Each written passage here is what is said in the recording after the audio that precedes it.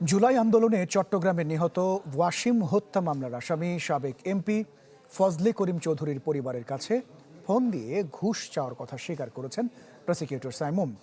এই ঘটনা তদন্তে গঠিত ফ্যাক্টস ফাইন্ডিং কমিটির কাছে দায় স্বীকার করেছেন তিনি। চ্যানেল 24 এই সংক্রান্ত তথ্য প্রমাণ পেয়েছে। মাসুদুর রহমান জানাচ্ছেন বিস্তারিত। সঠিক মাত্রায় আয়োডিনযুক্ত ও বিশুদ্ধ লবণ নিশ্চিত করছি ১.৫ যুগ ধরে ভালোবাসার নিড়ে।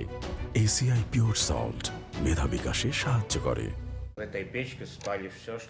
১৯৩৭ সালের একটি সত্য ঘটনার উপর নির্মিত টু প্রসিকিউটর মুভিতে আইনজীবীকে চিঠি লিখে ছাড়া পান এক নিরাপরাধ। এই মুভিটি যখন হলিউডে বাহবা কুড়োচ্ছে, ঠিক সে সময় বাংলাদেশে ঘটেছে উল্টো। সম্প্রতি আন্তর্জাতিক অপরাধ ট্রাইব্যুনালের এক প্রসিকিউটর আসামির স্বজনকে ফোন দিয়ে ঘুষ চেয়েছেন। বলেছেন কোটি টাকা দিলে মামলা থেকে খালাস করাবেন। যদি আলটিমেটলি একটা ব্যবস্থা করা যায় তাহলে সব মিলে মানে আমার একটা ওনার ব্যাপারে আমার একটা এক্সপেকটেশন থাকবে যে এক এক্সপেকটেশন থাকবে।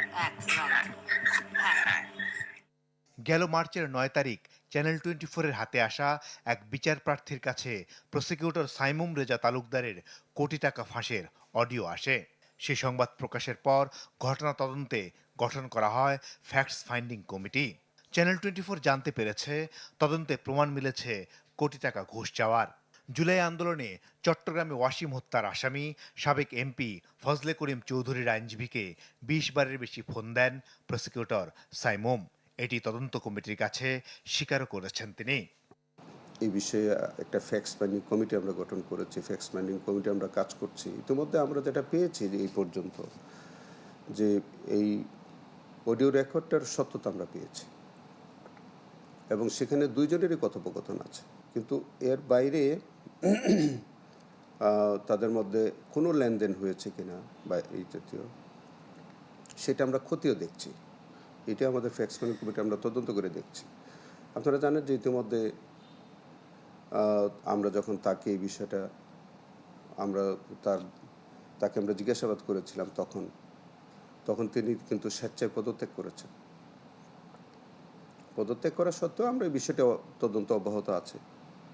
একটু অপেক্ষা করেন, আমরা ইনশাল্লাহ রিপোর্টে ইনশাল্লাহ সব কিছু প্রকাশিত হবে।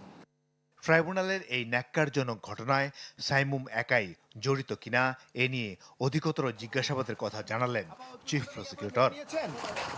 যেটাতে আপনার কাছে ঘুষ চেয়েছিল, অপর প্রান্ত থেকে একজন মহিলা কণ্ঠ বারবার বলছিলেন, ভাইয়া বলো, জি ভাইয়া বলো, বলো ভাইয়া, এরকম বলেছে তো সেক্ষেত্রে তো এটা খুব পরিষ্কার যে এই কথোপকথনের বিষয়টা মানে ইন্টেনশনাল হতে পারে, কাউকে ব্ল্যাকমেলিং করার জন্য হতে পারে,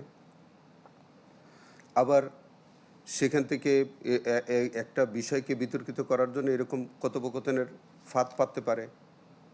তো সবগুলোই কিন্তু আমরা তদন্ত কমিটি আমরা গভীরভাবে এগুলি খতিয়ে দেখছি। শিগগিরই এই তদন্ত প্রতিবেদন জমা দেওয়া হবে আইন মন্ত্রণালয়ে। দায়ভার কিন্তু দুইজনকে নিতে হবে। মাসুদুর রহমান, চ্যানেল 24, ঢাকা।